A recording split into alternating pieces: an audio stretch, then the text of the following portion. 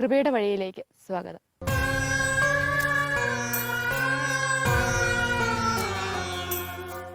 മക്കൾ എന്ന മഹാത്മ്യത്തെക്കുറിച്ച് കൃപയുടെ വഴികളിലൂടെ പലതവണ നമ്മൾ അടുത്തെറിഞ്ഞു ശ്രവിച്ചു. ഇന്നിതാ മക്കൾ എന്ന മഹാത്മ്യത്തെക്കുറിച്ച് നമ്മളോട് മനസ്സ് തുറക്കുന്നതിനായി കാസർഗോഡ് സ്വദേശികളായ ഷിജു നൈസിൽ ദമ്പതികൾ. അവരുടെ വിശേഷങ്ങളിലേക്ക്.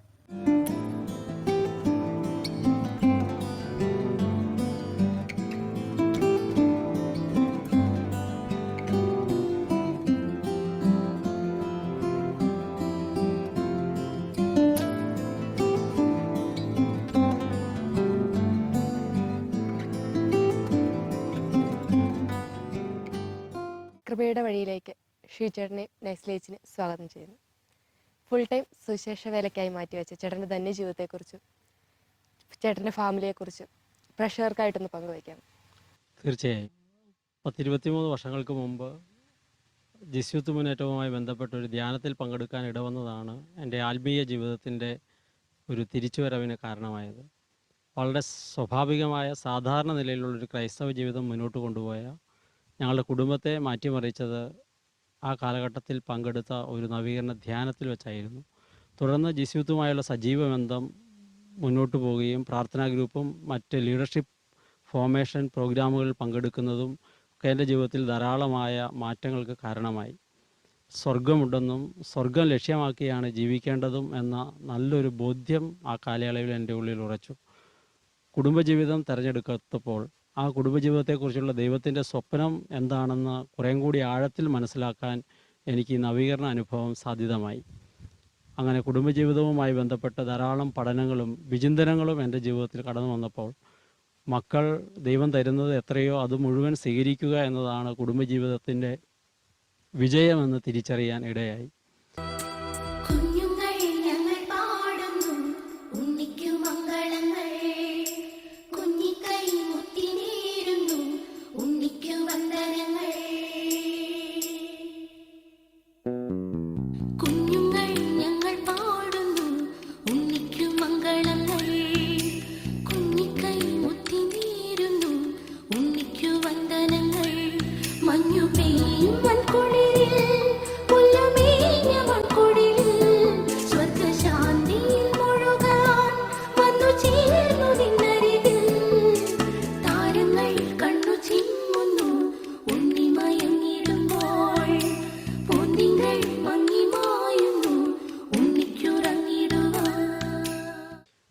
എൻ്റെ വീട്ടിൽ അപ്പനും അമ്മയും ഞങ്ങൾ 2 പേരാണ് മക്കൾ. ഞങ്ങൾ ഇരട്ടകളാണ്.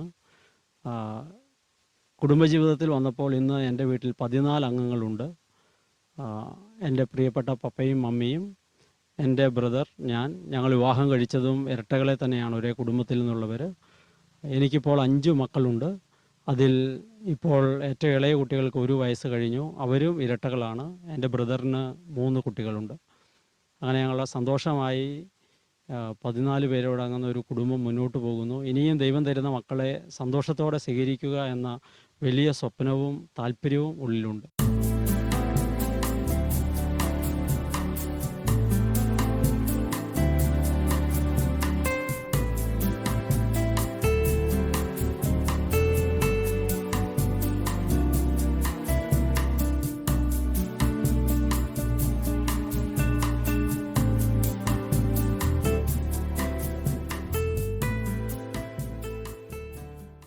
ഏഴെട്ട് വർഷക്കാലം മുമ്പ് കർത്താവ് തന്ന ഒരു ചിന്തയുടെ ഫലമായി കൂടുതൽ മക്കളുള്ള കുടുംബങ്ങളെ സഹായിക്കുക എന്ന ദൈവികമായ പ്രചോദനത്തെ ഉൾക്കൊണ്ട് ഹോളി ഹോം എന്ന് പറയുന്ന ഒരു കൂട്ടായ്മ മുന്നേറ്റം ആരംഭിച്ചു.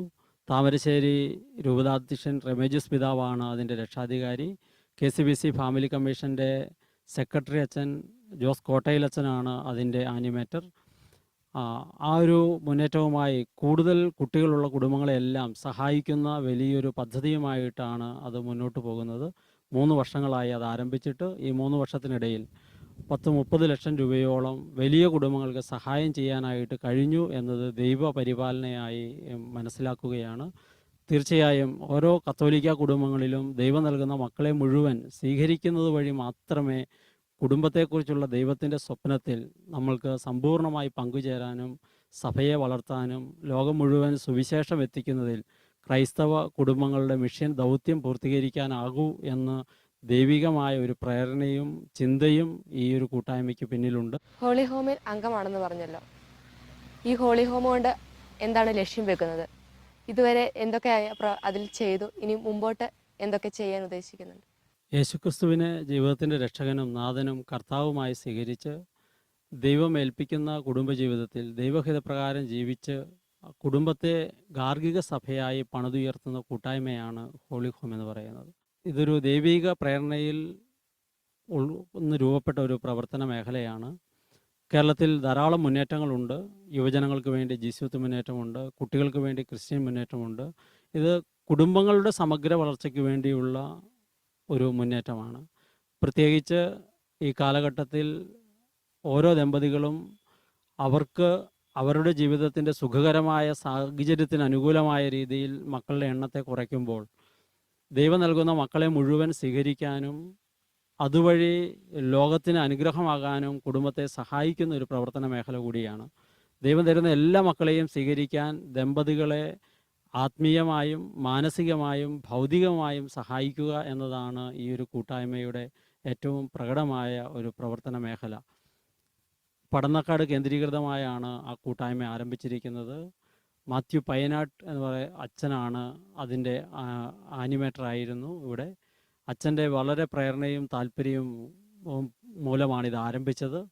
വളരെ ഒന്നുമില്ലായ്മയിൽ ആരംഭിച്ച ഈ മുന്നേറ്റം ഇന്ന് 3 വർഷങ്ങൾ കഴിഞ്ഞു നിൽക്കുമ്പോൾ 400ഓളം വലിയ കുടുംബങ്ങളെ, 4ൽ കൂടുതൽ മക്കളുള്ള 400ഓളം കുടുംബങ്ങളെ സാമ്പത്തികമായി സഹായിക്കാനായിട്ട് ദൈവം വഴിയൊരുക്കി. 8 മക്കളുള്ളൊരു കുടുംബത്തിന് വീടും സ്ഥലവും ഇല്ലായിരുന്നു. അവർക്ക് 22 സെൻറ്റ് സ്ഥലവും വീടും വാങ്ങിക്കൊടുക്കാനായിട്ട് ദൈവം ഇടവരുത്തി. കൂടുതൽ മക്കളുള്ള കുറേയേറെ കുട്ടികളെ പഠിപ്പിക്കാനായിട്ട് നമുക്ക് നേഴ്സിങ്ങിനും BEdനും ഇങ്ങനെ ഹയർ സ്റ്റഡീസിന് സഹായിക്കാൻ നമുക്ക് പറ്റി.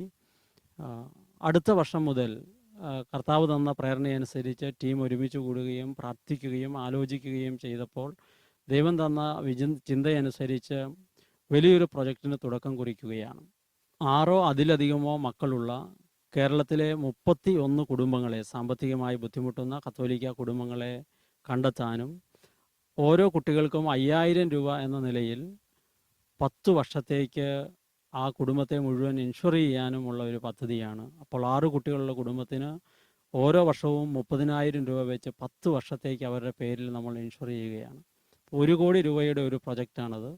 ഇങ്ങനെ കേരളത്തിലെ എല്ലാ സാമ്പത്തികമായി ബുദ്ധിമുട്ടുന്ന വലിയ കുടുംബങ്ങളെയും കണ്ടെത്തണമെന്നും അതിൽ ഭാഗഭാക്കാകണമെന്നും അങ്ങനെ സമ്പത്തില്ലാത്തതുകൊണ്ട് ഒരു കുടുംബവും മക്കളുടെ എണ്ണം കുറയ്ക്കാൻ ഇടയാകരുത് എന്നുള്ള ദൈവികമായ പ്രേരണയാണ് ഇതിൻ്റെ പിന്നിലുള്ളത്. ആദ്യകാലം മുതൽ കേരളത്തിൻ്റെ നവീകരണത്തിൻ്റെ മുൻനിരയിൽ പ്രവർത്തിക്കുന്ന CC ആലിസുകുട്ടി ഇതിൻ്റെ എൽഡറാണ്. കെയറോസ് മാസികയുടെ എഡിറ്റർ കൂടിയായ സണ്ണി കോക്കാപ്പള്ളി ഇതിൽ അംഗമാണ്.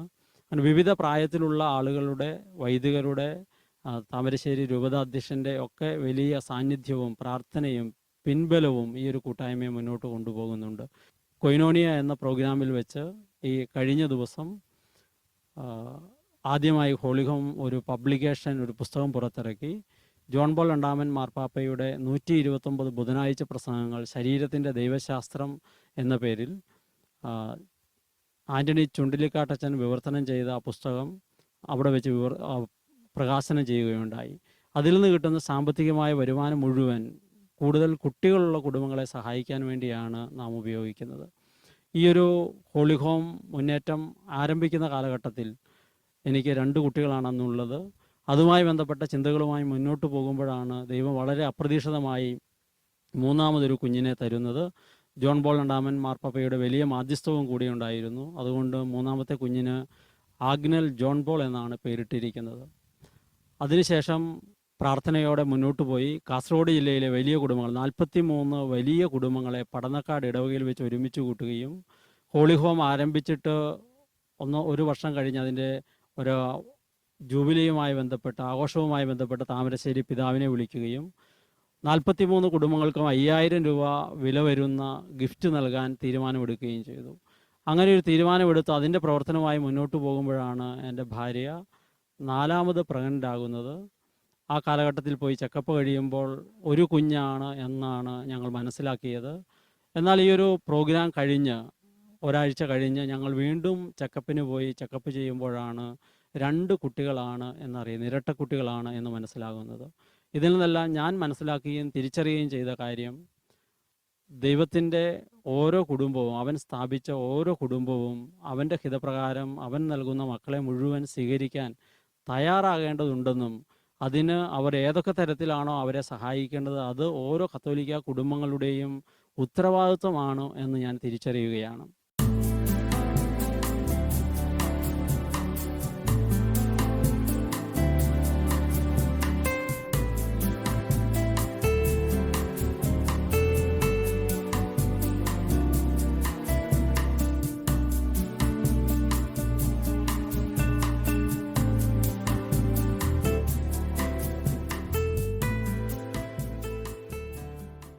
കർത്താവ് മുഴുവൻ സമയം സുവിശേഷത്തിനായി ഞാൻ ഇറങ്ങി പുറപ്പെട്ട് അതുമായി ബന്ധപ്പെട്ട് കുട്ടികളുടെ ഇടയിലും യുവജനങ്ങളുടെ ഇടയിലും ഇടവക ധ്യാനങ്ങളിലും മറ്റ് ശുശ്രൂഷകൾക്കുമായി പോയപ്പോൾ കർത്താവിനോട് ചോദിച്ചൊരു ചോദ്യമുണ്ട്. ഇത് സുഖകരമായ ഒരു യാത്രയാണ്, നിങ്ങളെ വിളിക്കുന്നിടത്ത് ചെല്ലുക, ധ്യാനിപ്പിക്കുക. പക്ഷേ ഇവിടെ കുടുംബങ്ങൾ തകരുന്നു, കുടുംബങ്ങൾ ഇല്ലാതാകുന്നു, അതുവഴി സഭയുടെ ബലം നഷ്ടപ്പെടുന്നു.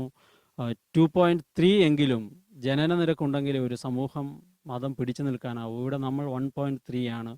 ഇവിടെ അടിയന്തര പ്രാധാന്യമുള്ള ഒരു സുവിശേഷ പ്രഘോഷണ മേഖലയാണ് ദൈവം നൽകുന്ന മക്കളെ സ്വീകരിക്കാൻ ദമ്പതികളെ ഒരുക്കുക എന്നുള്ളത്.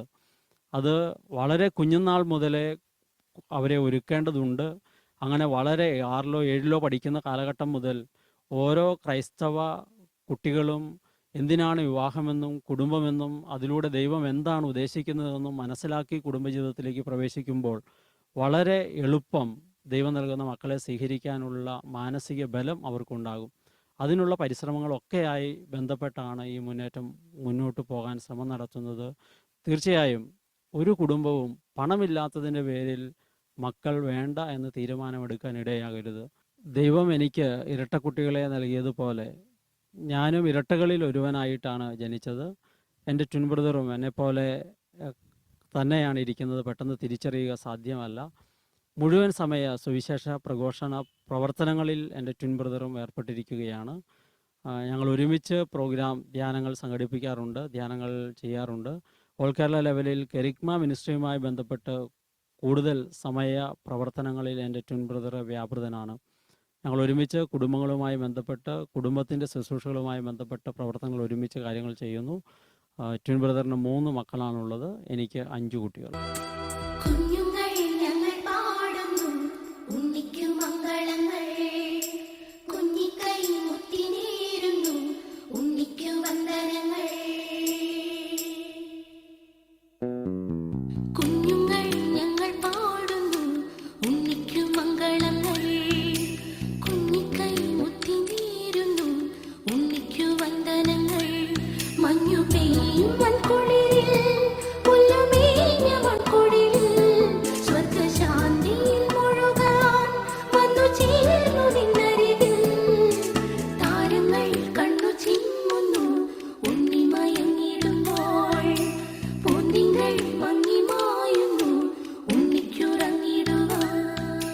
കൂടുതൽ മക്കളെ സ്വീകരിക്കാൻ തയ്യാറായ ഒരമ്മ എന്ന നിലയിൽ മക്കളോട് വിമുഖത കാണിക്കുന്ന കുടുംബിനികളോട് അല്ലെങ്കിൽ അമ്മമാരോട് ചേച്ചിക്ക് എന്താണ് പങ്കുവയ്ക്കാനുള്ളത്?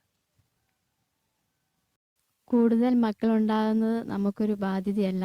സ്ത്രീയെ സംബന്ധിച്ച് അവരുടെ ആരോഗ്യം കൂടുതലുണ്ടാകുകയും സൗന്ദര്യം വർദ്ധിക്കുകയും കുടുംബത്തിൽ ധാരാളം ദൈവാനുഗ്രഹം ഉണ്ടാകുകയും സ്നേഹം ഉണ്ടാകുകയും ചെയ്യുന്നു. അതിനാൽ നമുക്ക് കൂടുതൽ മക്കളെ സ്വീകരിക്കുകയാണ് ചെയ്യാൻ. ചേട്ടൻ്റെ ബ്രദറും കേരളത്തിൻ്റെ പല ഭാഗങ്ങളിൽ പോയി മക്കൾ മാഹാത്മ്യത്തെക്കുറിച്ച് ക്ലാസ് എടുക്കുമ്പോൾ ഇത് കേൾക്കുന്നവർക്ക് പ്രചോദനമാകുന്ന രീതിയിൽ എന്താണ് നിങ്ങൾ അതിൽ ഉൾക്കൊള്ളിച്ചിരിക്കുന്നത്? ധാരാളം ആളുകൾ എന്നോട് ചോദിക്കുന്ന കാര്യം, മുഴുവൻ സമയവും സുവിശേഷ പ്രഘോഷണവുമായി ബന്ധപ്പെട്ട് പോകുമ്പോൾ ഈ മക്കൾ കൂടുതലുണ്ടായാൽ വീട്ടിൽ ബുദ്ധിമുട്ടാവില്ലേ? തീർച്ചയായും അവരോടെല്ലാം ഒന്നാമത് പറയുന്ന കാര്യം, എൻ്റെ കുടുംബത്തിൽ പ്രത്യേകിച്ച് ഭാര്യയുടെ സ്വാർത്ഥതയില്ലാതെ മക്കളെ നോക്കാനുള്ള മനസ്സാണ്.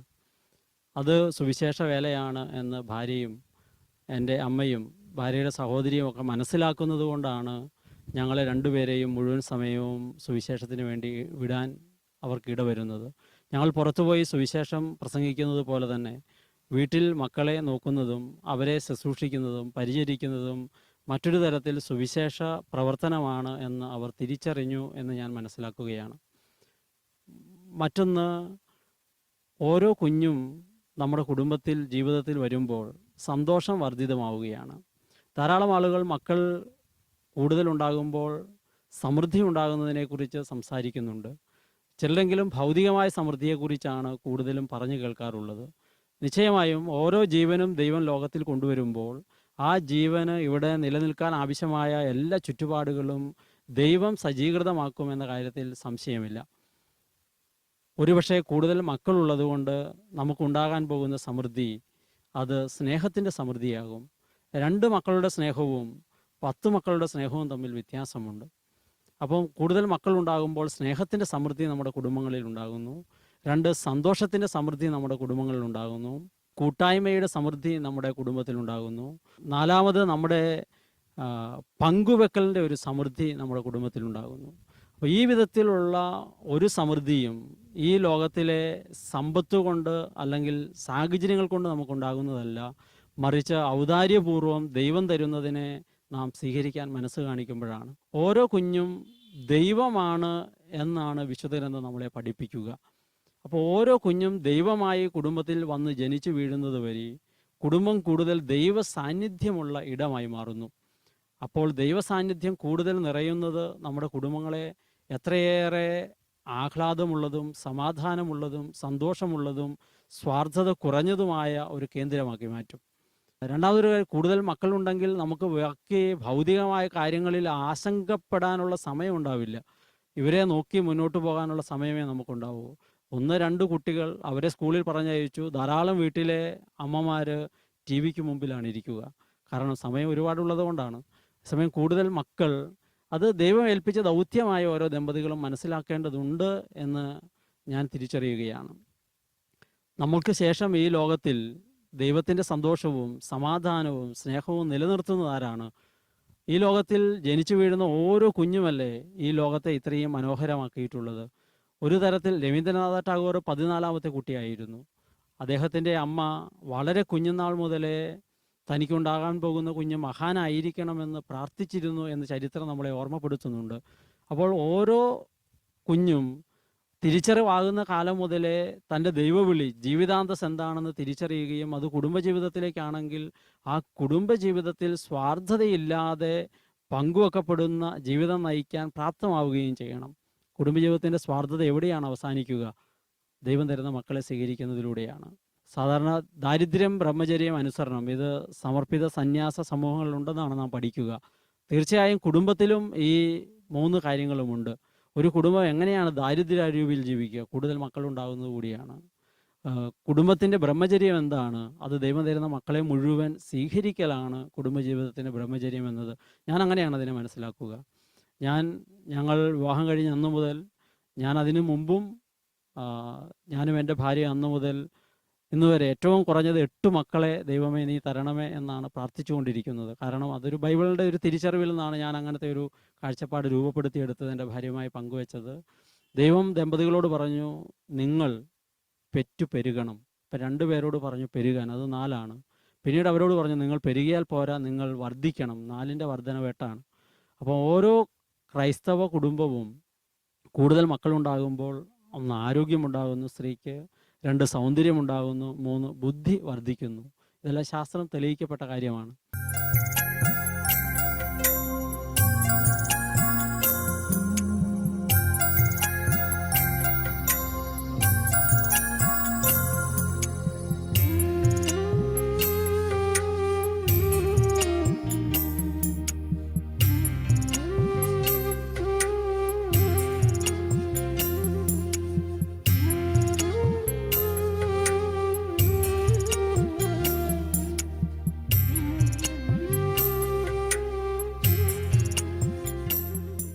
ഞാനൊരിക്കൽ വയനാട്ടിൽ അവിടുത്തെ യാക്കോബൈറ്റ് സഭയിൽപ്പെട്ട ആളുകൾക്ക് ക്ലാസ് ഒരു സെമിനാർ നടത്താൻ പോയപ്പോൾ കൂടുതൽ മക്കൾ വേണമെന്ന വിഷയത്തെക്കുറിച്ച് സംസാരിച്ചു.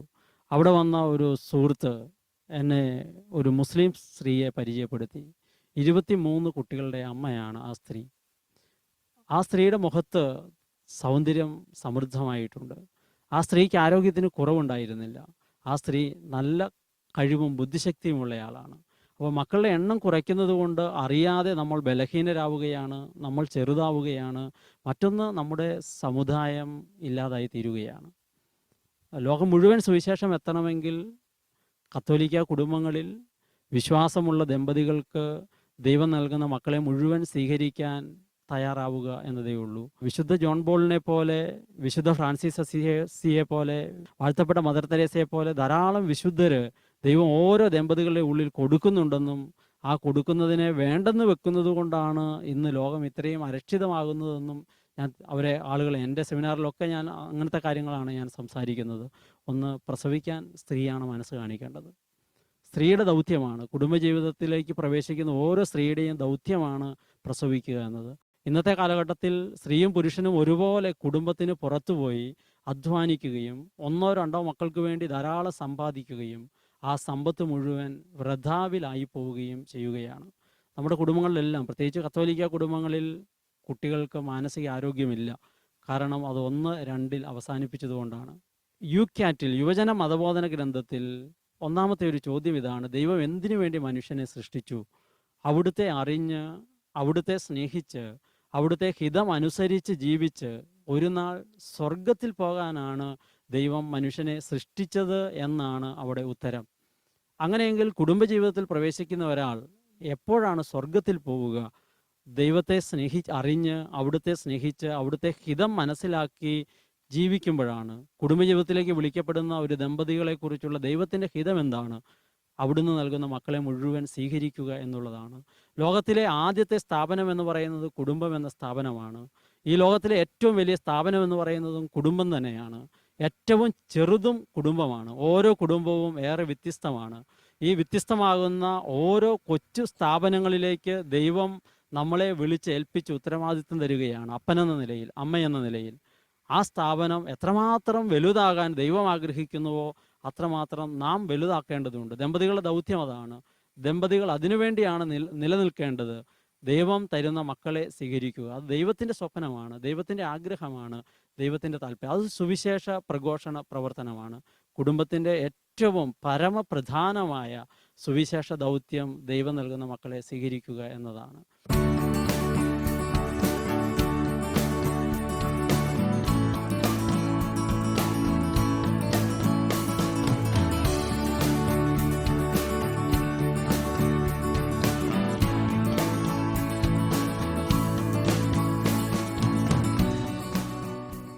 നമ്മളൊക്കെ വിശുദ്ധ ഗ്രന്ഥത്തിൽ വായിക്കാറുണ്ട്: ആകാശത്തിലെ പറവുകളെ നോക്കുവിൻ, വയലിലെ ലില്ലികളെ നോക്കുവിൻ, അവ വിതയ്ക്കുന്നില്ല, കൊയ്യുന്നില്ല, കളപ്പുരയിൽ ശേഖരിക്കുന്നില്ല, എങ്കിലും ദൈവം അവയെ പരിപാലിക്കുന്നു. അപ്പോൾ ദൈവം നമ്മളെ സമൃദ്ധമായി പരിപാലിക്കുമെന്നാണ് നമ്മൾ പഠിക്കുക.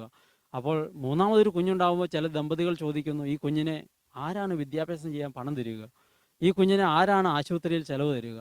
നമ്മൾ വായിച്ച വചനം എന്താണ് നമ്മളോട് പറയുന്ന വിചിന്തനം? ദൈവം പരിപാലിക്കുമെന്നാണ്. അപ്പോൾ 2 മക്കൾ മതി എന്ന് പറഞ്ഞ ഒരു ദമ്പതികൾ 2, 1, 3 അവസാനിപ്പിക്കുമ്പോൾ അവർ പറയാൻ ശ്രമം നടത്തുന്നത്: ദൈവമേ, ഞങ്ങൾക്ക് ഇത്രയേ പറ്റൂ, ഈ 2 മക്കളെ ഞങ്ങൾ നോക്കാനാവൂ. അപ്പോൾ ദൈവം ഒരു കാര്യം തിരിച്ചു പറയുകയാണ്: നിങ്ങൾക്ക് പറ്റുന്നതിന്. പിന്നെ ആ 2 കുട്ടികളുടെയും ഉത്തരവാദിത്വം ആ ദമ്പതികൾക്ക് മാത്രമാണ്. അതേസമയം കൂടുതൽ മക്കളെ ദൈവം തരുന്നതിനെ സ്വീകരിക്കുന്ന ദമ്പതികൾ എന്താണ് പറയാൻ ശ്രമിക്കുന്നത്? ദൈവം ഇനിയും തരുന്ന മക്കളെ ഞാൻ സ്വീകരിക്കുകയാണ്, ഞങ്ങൾ ഒരുമിച്ച് സ്വീകരിക്കുകയാണ്, ആ മക്കളെ നീ നോക്കണം. അപ്പോൾ കൂടുതൽ മക്കളെ സ്വീകരിക്കുന്ന ദമ്പതികളെ ആരായിരിക്കും നോക്കുക? നിശ്ചയമായും ദൈവം തന്നെയായി. ദൈവത്തിന്റെ ആ ഒരു പരിപാലനം അനുഭവിക്കാൻ നിങ്ങൾക്ക് സാധിക്കുന്നു? തീർച്ചയായും. വീട്ടിൽ ആ സന്തോഷവും ആ സ്നേഹവും, ബുദ്ധിമുട്ടുകളൊക്കെ ഉണ്ട്, കഷ്ടപ്പാടുകൾ. എന്നെ കഴിഞ്ഞും കൂടുതൽ ഒരു പക്ഷേ ബുദ്ധിമുട്ടുന്നത് എൻ്റെ ഭാര്യയാകണം. വീട്ടിലുള്ള അമ്മയും സഹോദരിയുമാകും. ഞങ്ങൾ 2 പേരും ധാരാളം സമയം മുഴുവൻ പുറത്ത് സുവിശേഷത്തിന് വേണ്ടിയാണ്. പക്ഷേ ഈ കഷ്ടപ്പാട് സ്വർഗത്തിലെത്താൻ പര്യാപ്തമാണ്. ഒരമ്മ എന്ന നിലയിൽ, ഒരപ്പൻ എന്ന നിലയിൽ ഈ ബുദ്ധിമുട്ട് സ്നേഹത്തോടെ സന്തോഷത്തോടെ സ്വീകരിക്കുമ്പോഴാണ് സ്വർഗം എന്ന ലക്ഷ്യത്തിൽ നമ്മൾ എത്തുക. ദൈവം ഏൽപ്പിച്ച ജോലി ചെയ്യാതെ എങ്ങനെയാണ് സ്വർഗം കിട്ടുക? ഒരു പുരോഹിതൻ്റെ ജോലി കൂദാശകൾ പരികർമ്മം ചെയ്യുക എന്ന ശ്രേഷ്ഠമായ ദൗത്യം പോലെ തന്നെ ദമ്പതികളുടെ ജോലി ജീവന് ജന്മം നൽകാനായിട്ടുള്ളതാണ്. അൾത്താരയിൽ വൈദികൻ യേശുവിൻ്റെ ശരീരരക്തങ്ങൾ ജനത്തിന് ജീവൻ നൽകാൻ പരികർമ്മം ചെയ്യുന്നത് പോലെ ദമ്പതികൾ നാളത്തെ ഈ ലോകത്തിൻ്റെ നന്മയ്ക്കായി ദൈവം നൽകുന്ന മക്കളെ സ്വീകരിക്കാനുള്ള വിശാലമായ മനസ്സ് അവരുടെ ദാമ്പത്യ കിടക്കയിൽ രൂപപ്പെടുത്തുന്നു. നിശ്ചയമായും നമ്മുടെ ജീവിതത്തിലുണ്ടാകുന്ന ഓരോ കുഞ്ഞും അവരുടെ ജീവിതാവസാനം വരെ കാണാൻ നമുക്ക് ഭാഗ്യമുണ്ടായാൽ നമ്മളൊക്കെ അത്ഭുതം വിചാരിക്കും. ഈ കുഞ്ഞുങ്ങളിലൂടെയും മക്കളിലൂടെ ദൈവം എത്രമാത്രം നന്മകളാണ് ലോകത്തിൽ നീ ചൊരിയുന്നത്. അപ്പോൾ നമുക്ക് ധാരാളം മക്കളുണ്ടായാൽ, അവർക്ക് ധാരാളം മക്കളുണ്ടായാൽ അതെല്ലാം ലോകത്തിൻ്റെ സുവിശേഷവൽക്കരണമാണ്. തീർച്ചയായും നമ്മളെല്ലാവരും സഭ കുറേയും കൂടെ ബോധപൂർവം നമ്മുടെ എല്ലാ മേഖലയിലും കുടുംബം വലുതാകാൻ പഠിപ്പിക്കേണ്ടതും പ്രോത്സാഹിപ്പിക്കേണ്ടതും സഹായിക്കേണ്ടതും ആവശ്യമാണ് എന്ന് ഞാൻ തിരിച്ചറിയുകയാണ്. തീർച്ചയായും അല്ലെങ്കിൽ യൂറോപ്പിലേക്ക് കഴിഞ്ഞും അപകടകരമായ സ്ഥിതി കേരളത്തിൽ വരികയാണ്. മക്കളുടെ എണ്ണം കുറഞ്ഞ് നമ്മുടെ ദേവാലയങ്ങളിൽ ആളില്ലാതെ വരുന്നു, മതപഠനത്തിന് ആളില്ലാതെ വരുന്നു. ഇതെല്ലാം സ്വാർത്ഥരായതുകൊണ്ടാണ് നമ്മൾ. അപ്പോൾ ഓരോ കുഞ്ഞിനെയും വളരെ കുഞ്ഞുനാൾ മുതലേ അവരുടെ ജീവിതാന്തസ്സ് തിരഞ്ഞെടുക്കുന്നതുമായി ബന്ധപ്പെട്ട് കുടുംബജീവിതത്തിലേക്കാണ് പ്രവേശിക്കാൻ ആഗ്രഹിക്കുന്നതെങ്കിൽ വളരെ ചെറുപ്പത്തിലെ ദൈവം നൽകുന്ന മക്കളെ സ്വീകരിക്കാനുള്ള ജ്ഞാനം അവരിൽ നമ്മൾ നിറയ്ക്കേണ്ടതുണ്ട്. അങ്ങനെ ഒരു ബോധ്യം അവരിൽ നമ്മൾ ഉറപ്പിക്കേണ്ടതുണ്ട്. ആ ഒരു ബോധ്യം മറ്റുള്ളവരിലേക്ക് പകർന്നു കൊടുക്കാൻ ചേട്ടന് സാധിക്കുന്നുണ്ട്? തീർച്ചയായും ഞാൻ കുട്ടികൾക്ക് ക്ലാസ് എടുക്കാൻ പോകുമ്പോൾ 5ാം ക്ലാസ് മുതലുള്ള കുട്ടികളോട് ഞാനിത് ഓർമ്മപ്പെടുത്താറുണ്ട്. കുട്ടികളുമായി ബന്ധപ്പെട്ട ധ്യാനത്തിനെല്ലാം അവരോട് വൈകുന്നേരം തിരിച്ച് വീട്ടിൽ പോകുമ്പോൾ കൊടുക്കുന്നൊരു ഹോംവർക്കാണ്, പപ്പ മമ്മി സാധിക്കുമെങ്കിൽ ഞങ്ങൾക്കൊരു കുഞ്ഞ് അനുജത്തിയെ തരാൻ അവരോട് ആവശ്യപ്പെടുന്നത്. അങ്ങനെ ഒരിക്കൽ അങ്ങനെ ഒരു ഹോംവർക്ക് കൊടുത്ത് പിറ്റേ ദിവസം തിരിച്ചു വന്ന ഒരു കുഞ്ഞിനോട് ഞാൻ എന്താണ് ഇന്നലെ വീട്ടിൽ ചെന്ന് ഇങ്ങനെ ചോദിച്ചപ്പോൾ സംഭവിച്ചത്, പപ്പയും മമ്മി എന്തു പറഞ്ഞു എന്ന് ചോദിച്ചപ്പോൾ അമ്മ കൊടുത്ത ഉത്തരം എന്നെ ഒരുപാട് സങ്കടപ്പെടുത്തി. ആ കുട്ടി വന്ന് പറഞ്ഞു, അമ്മ പറഞ്ഞു ഉടുപ്പ് വാങ്ങാൻ കാശില്ലാത്തത് കൊണ്ട് അടുത്തൊരു കുഞ്ഞുവാവ വേണ്ട എന്ന് തീരുമാനിച്ചു എന്ന്. അത് കുഞ്ഞിനെ മനസ്സിലാകുന്ന ഭാഷയിൽ പറഞ്ഞതാണെങ്കിലും സമ്പത്താണ് കുഞ്ഞുമായി ബന്ധപ്പെടുത്തി നിൽക്കുന്നത് എന്നവർ പറയുകയാണ്. ഈ ലോകം മുഴുവൻ എല്ലാ തരത്തിലും സമ്പത്ത് നിറച്ചിരിക്കുന്ന ദൈവത്തിന് അസാധ്യമാണോ നമ്മുടെ ജീവിതത്തിൽ ഉണ്ടാകുന്ന ഒരു കുഞ്ഞിനെ നോക്കാൻ? നമ്മളെ ഇത്രത്തോളം പരിപാലിച്ച ദൈവത്തിന് നമുക്ക് ദൈവം തരുന്ന മക്കളെ പരിപാലിക്കാൻ സാധിക്കില്ലേ? വലിയ കുടുംബം, സന്തുഷ്ട കുടുംബം. മക്കൾ ഒരു ബാധ്യതയല്ല, സംരക്ഷണ കവചമാണ് ഓരോ കുടുംബത്തിനും. ഈ സന്ദേശം ഇന്നത്തെ കൃപയുടെ വഴികളിലൂടെ നമ്മൾ വീണ്ടും അടുത്തറിയുകയാണ്, ശ്രവിക്കുകയാണ്. ഇന്നത്തെ കൃപയുടെ വഴികൾ ഇവിടെ പൂർണ്ണമാകുന്നു.